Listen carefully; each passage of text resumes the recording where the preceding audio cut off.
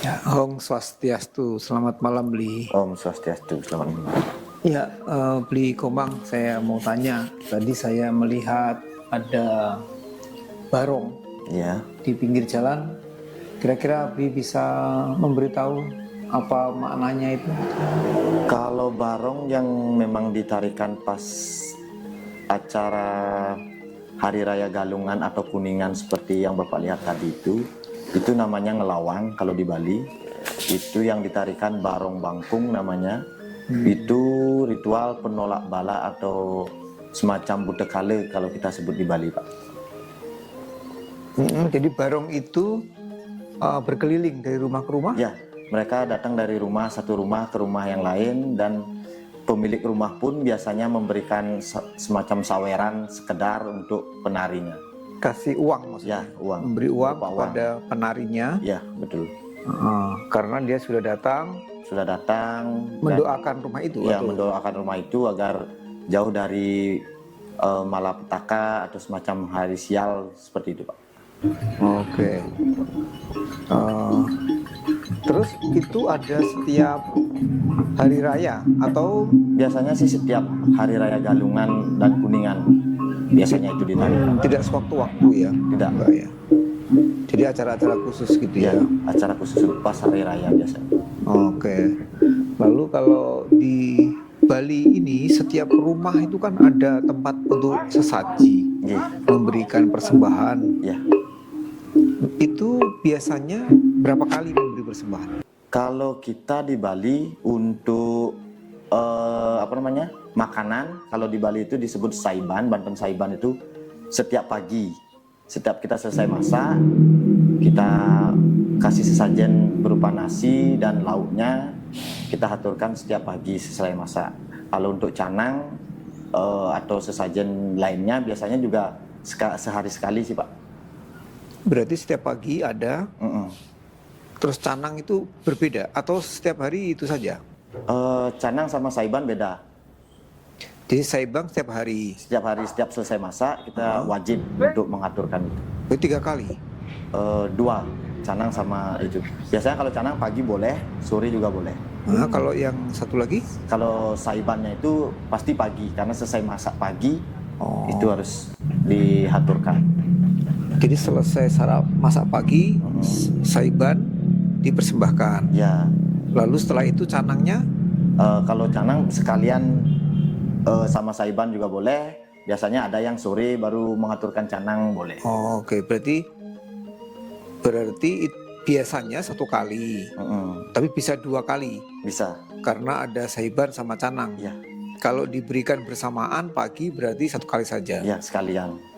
Oke, tapi setiap hari mesti ada 2 macam. Iya, setiap hari. Nah, itu kan di setiap rumah. Ya.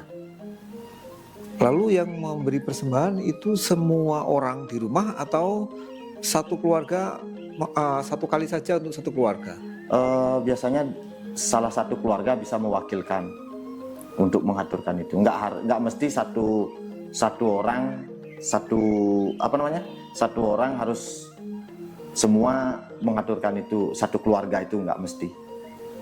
Dalam satu keluarga itu bisa salah satu, siapa aja boleh. Mewakili. Oke. Nah, itu kalau misalnya dihitung sesajinya itu nilainya berapa? Kalau hari-hari biasa, kalau canang jadi itu kita beli di warung, biasanya satu canang itu Rp1.000. Yang kecil-kecil itu ya? Ya, yang lengkap udah jadi biasanya. Berarti 1.000, lalu sama yang saiban itu? Kalau saiban itu kan dari nasi yang kita masak itu. Oke. Itu Kalau double. canang biasanya ditambah lagi dupa. Harus ada dupanya. Itu 1.000 sudah sama dupa? Belum. Di luar Jadi dupa. berapa kira-kira kalau dihitung? Kalau dihitung-hitung sih sekitar Rp1.200 lah. Sekali Satu canang. Nah, Satu kotak gitu ya? ya. Nah, itu bisa berubah nggak? Maksudnya, apakah sama setiap hari seperti itu? Maksudnya 1.200 lah rata-rata ya. Apakah sama setiap hari begitu terus? Kalau saya pribadi di rumah, kalau rainan, karena kita kan ada kayak purnama, bulan purnama itu lain lagi Pak, ada beberapa tambahan lagi, lebih banyak menghabiskan biasanya. Oh, ada persembahan khusus. Ya khusus, ada persembahan khusus. Beda, Kayak itu yang ada buahnya, ada jajan-jajannya gitu Pak. Isinya beda. Beda. Kalau hari raya seperti ini Kuningan ya, itu ada yang ditaruh di tanah, di jalanan, di depan rumah, di bawah ya, di bawah. di jalanan maksudnya. Biasanya di depan rumah kan? Ya. Nah itu apa itu? Itu sama sesajen juga Pak. Kalau yang di bawah biasanya kita persembahkan untuk Butakala. Kalau yang di atas baru untuk Ide Sang Hyang Widi gitu biasanya konsep kita di Bali. Oke, yang di bawah itu untuk Butakala. Yang sekarang ini di tanah itu. Ya. Itu apa Butakala? Butakala itu seperti semacam makhluk halus yang kalau apa namanya? Biasanya kan kalau orang ini kan orang Islam juga percaya pas pergantian dari sore ke malam itu Pak, kan makhluk-makhluk halus biasanya keluar, kan ada kalau nyapu malam nggak boleh, nanti ada yang lewat yang kita nggak lihat, semacam itulah kalau Butakala itu kita sebut. Jadi Butakala itu dia muncul pada malam hari. Nggak tentu harus malam hari sih Pak sebenarnya. Tapi biasanya sih itu dah jam 6 sore sampai jam 7 sore itu kalau orang tua bilang. Oh, dia mulai keluar. Ya, sore lah. Keluar. Nah, jadi persembahan itu yang di tanah untuk Butakala. Nah, tujuannya apa? Ya itu biar kita tidak diganggu oleh makhluk-makhluk yang kita tidak lihat itu, makhluk halus seperti itu. Oh, jadi Butakala ini makhluk halus maksudnya? Ya, semacam makhluk halus juga. Dikasih persembahan itu supaya dia nggak mengganggu kita. Ya, Oke. Tapi itu hanya hari-hari raya saja kan?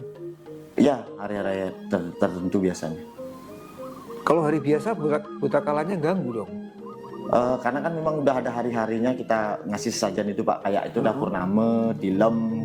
Kalau orang Bali bilang kajang kleon, akan ada kalender Bali itu kan pasti ada hari-hari tertentunya. Lalu kalau persembahan yang rutin setiap hari tadi, yang sesaji di rumah-rumah, itu ditaruh di apa namanya itu? Di sanggah. Sanggah ya namanya ya? Sanggah atau merajan. Di tugu batu ya? Ya. Itu namanya sanggah. Ya, sanggah, kita sebut sanggah. Nah, kalau itu dipersembahkan kepada Ide Sang Hyang Widi memang. Sang Hyang Widi itu Tuhan. Tuhan Yang Maha Esa, Ya, itu Tuhan maksudnya. Yang Maha Esa. Tapi saya dengar itu kan banyak dewa kalau di Bali ya. Di Hindu Bali kan banyak dewa-dewa. Nah, itu berarti yang mana yang esa itu maksud saya? Sebenarnya kan tetap satu Ide Sang Hyang Widi itu Tuhan. Nah, nama dewa-dewa itu setahu yang saya dapat ilmu dari sekolah dulu, kalau dewa itu tergantung di mana letak dan beliau berada gitu. Ada Dewa Wisnu sebagai air gitu, misalkan Dewa Brahma api gitu Pak. Tergantung di mana posisinya dan tugasnya seperti apa gitu. Kalau setahu saya seperti itu Pak. Berarti dewa itu di bawahnya itu Sang Hyang cara kita di Hindu menyebut apa namanya, memanifestasi beliau. Sang Hyang Widi tadi. Sang Hyang Widi tadi kan ada nanti Dewa Brahma sebagai pelebur, dia berarti berupa api. Itu kita sebut biasanya Pak. Tapi itu Dewa Brahma, lalu Dewa Wisnu, Dewa Siwa kan? Ya, ada kan? Itu yang perusak. Bukan Siwa perusak. apa? Bukan perusak sih sebenarnya. Apa itu? Pencipta, pemelihara, pelebur. Peleburnya yang mana? Brahma Siwa. Siwa pelebur. Oke. Nah, Brahma, Wisnu, Siwa itu sama-sama Sang Hyang Widi. Sama-sama Sang Hyang Widi semua. Oke. Jadi dia Sang Hyang Widi itu esa. Ya. Tapi dia punya pribadi. Tergantung posisi dan tugasnya masing-masing. Ketika dia bertugas pencipta, dia Brahma. Ya. Gitu ya. Memelihara Wisnu. Pelebur Siwa. Ya. Terus kalau yang dewa-dewa lain kan banyak itu. Ya. Katanya ada banyak ribuan dewa. Betul. Kalau kita memang banyak sebutan, banyak sebutannya, tapi tetap sama sebenarnya ide Sang Hyang Widiwasa itu satu. Tuh. Oke. Lalu kalau yang diyakini orang Hindu untuk bagaimana supaya selamat? Kalau setelah mati, bagaimana konsepnya? Kalau setelah mati, keyakinannya seperti apa? Kalau kita di Bali, di Hindu khususnya kan, meninggal ada upacara yang namanya ngaben. Ya, dibakar itu. Dibakar, diaben, nanti kita dilepas di laut abunya itu, atau kalau di tempat saya karena nggak membakar, kita cuma menanam karena nggak boleh, memang ada mitosnya nggak boleh membakar mayat di tempat saya di Nusa Dua. Nanti tanah kuburannya itu kita ambil, kita hanyut ke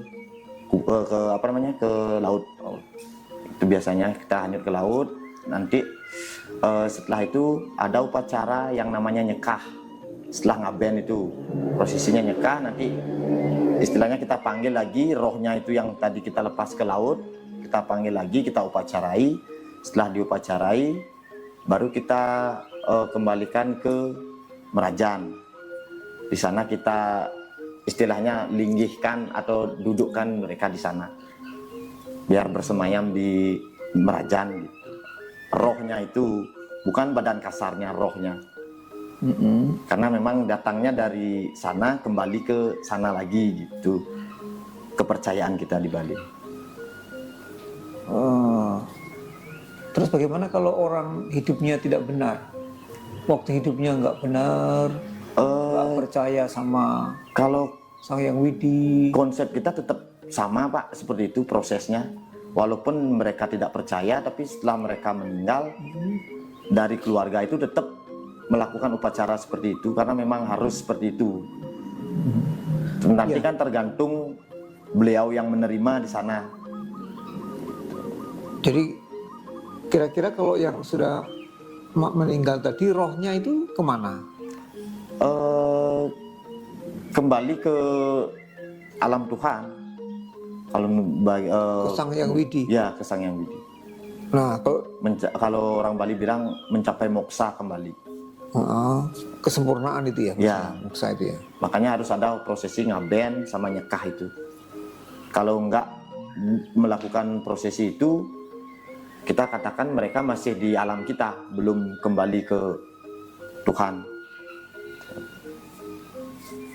Tapi itu kan perlu biaya itu besar kan? Itu biaya paling terbesar biasanya Pak. Dari ngaben sampai nyekah itu.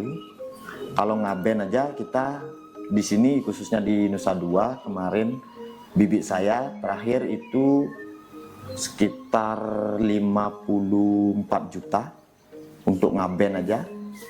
Kalau nyekah biasanya kalau nyekah kan kita massal, ada program dari desa. Kalau nggak ikut itu lumayan juga habis, bisa sampai 80 jutaan juga. Iya. Nah, terus bagaimana kalau yang tidak punya uang? Kalau yang tidak punya ya seperti tadi, kita ikut massal, dibantu oleh perangkat desa atau pemerintah. Kalau ngaben ada juga masalah. Ada ngaben yang bisa massal itu di Bali, ngaben, nyekah sama potong gigi biasanya bisa. Oh, potong gigi. Potong gigi, bukan dipotong sih sebenarnya Pak, diasah. Kalau di Bali itu ada prosesi potong gigi itu menunjukkan bahwa anak itu sudah dewasa. Biasanya kan meranjak dewasa harus ada prosesi potong gigi. Tapi tidak semua daerah melakukan prosesi itu. Kadang ada yang daerah Singaraja itu ada yang enggak Pak. Itu ada yang umur berapa biasanya? Biasanya dari umur 15 tahun ke atas sudah boleh Pak. Kalau yang cewek sudah mulai menstruasi, nah itu kan sudah menginjak dewasa, itu udah bisa dipotong gigi lah istilahnya kalau kita bilang. Tapi itu tidak wajib berarti ya? Kalau di daerah saya wajib. Di sini? Kalau memang di desa itu, di daerah itu memang mewajibkan, itu memang harus wajib Pak, nggak boleh enggak. Kalau itu nggak dilakukan, istilahnya nanti orang tua itu masih ada punya utang kepada anaknya. Akibatnya apa kalau misalnya enggak?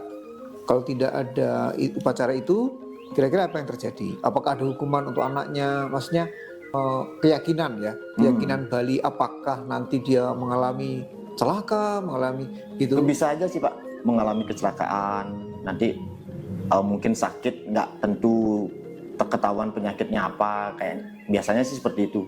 Nah, berarti tujuan potong gigi itu apa ya? Secara Membersihkan diri, kayak kalau orang Islam itu sunat. Nah, hampir mirip dengan sunat Pak. kayak tradisi sunat. Ya, hampir mirip seperti itu. Oke, berarti itu dilakukan untuk menyucikan diri, membersihkan diri. Membersihkan diri. Oke.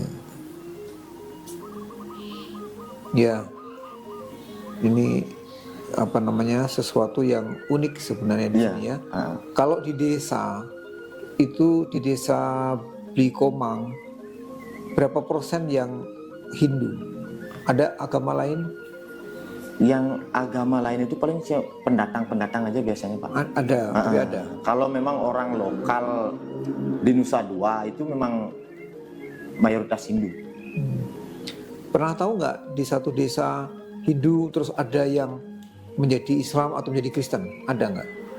Biasanya cewek yang seperti itu Pak, karena dia nikah dengan Orang lain, orang luar. Nah, kalau cowok jarang sih yang pindah agama. Itu kalau di daerah saya bahkan nggak pernah ada, belum pernah saya dengar ada. Kalau cewek yang pindah begitu, apa konsekuensinya?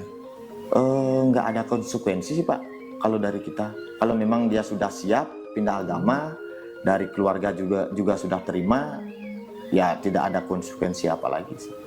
Nggak ada konsekuensi Nggak ada adat, hukum secara alam juga adat nggak ada. begitu. Saya dengar kan Bali adatnya kuat. Ya, Kira-kira dari segi adat, ada nggak konsekuensi untuk yang meninggalkan kepercayaan lama pindah ke yang cuman paling ada prosesi mepamit namanya Pak kalau kita di Bali. Mepamit itu istilahnya pamit dengan leluhur. Sudah di Merajan, prosesinya juga di sanggah di rumah. Nanti ada upacaranya, ada sesajennya khusus biasanya. gitu. Paling gitu aja sih Pak. Tapi dia masih diakui sebagai keluarga, Tetap masih ya. saya ada kok keluarga sepupu yang nikah sama orang Jawa, tapi dia tetap tinggal di sini. Dia biasa di rumah biasa. Kalau pas hari raya gini dia bantu ibunya untuk bikin sesajen, itu biasa Pak.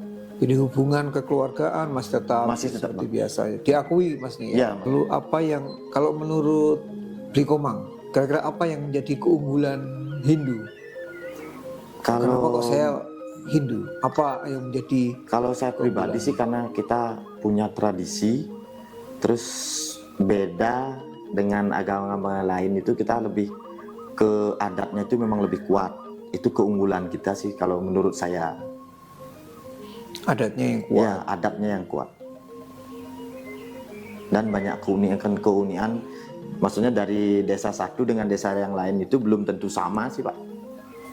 Dari segi sesajen, dari segi cara kita, misalkan acara ngaben itu belum tentu sama prosesinya seperti satu desa dengan desa yang lain gitu. Tadi saya sempat melihat, hanya tidak dokumentasikan karena lewat itu mereka duduk di persimpangan jalan, lalu ada sesaji, kemudian ada yang begini dihapus-hapus di badannya, apa itu? Itu kalau kita bilang itu natap Pak. Gimana ya saya mau menerangkan? Mungkin karena gini, misal kita kecelakaan di jalan, kecelakaan itu harus kita upacarain di sana, di tempat kita jatuh itu namanya ngulapin. Maksudnya biar kita nggak trauma terus, kalau setiap lewat sana biar nggak ingat terus sama tempat itu kita waktu kecelakaan gitu. Nanti ada upacaranya, itu udah ada sesajennya itu udah kita tatap istilah Balinya. Berarti kemungkinan orang itu pernah mengalami sesuatu Ya, di tempat kemungkinan itu. mengalami sesuatu di sana pernah. Karena pas di Kalau di jalan-jalan itu biasanya persimpangan seperti jalan, itu. ya. Di sini. Lalu kalau ini kan setiap tempat ada pohon dikasih kain, Ya. lalu sanggah atau apa itu yang lain dikasih tugu-tugu, ada yang putih kotak-kotak hitam. Nah itu kain apa namanya?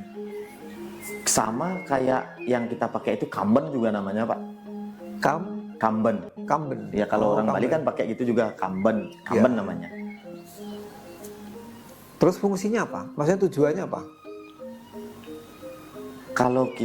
Kalau untuk orang itu kan memang itu pakaian adat. Oh ya.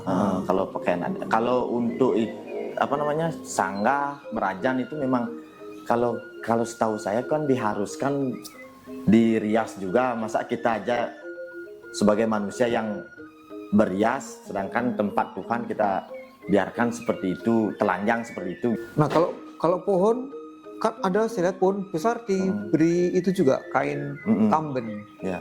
Itu apa maksudnya? Kalau kayak gitu? pohon itu kan tidak semua pohon yang Bapak lihat seperti itu. Paling kalau ada pohon besar di pinggir jalan, nah kita mempercayai bahwa pohon itu ada penunggunya, Pak.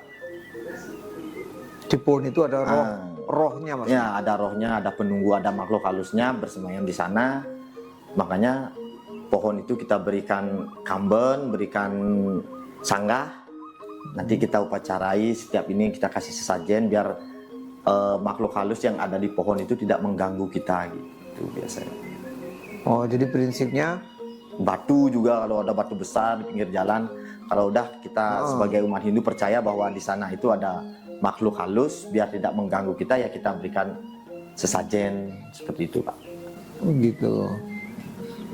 Jadi tidak semua pohon dikasih kamben ya? Ya, tidak semua. Oke.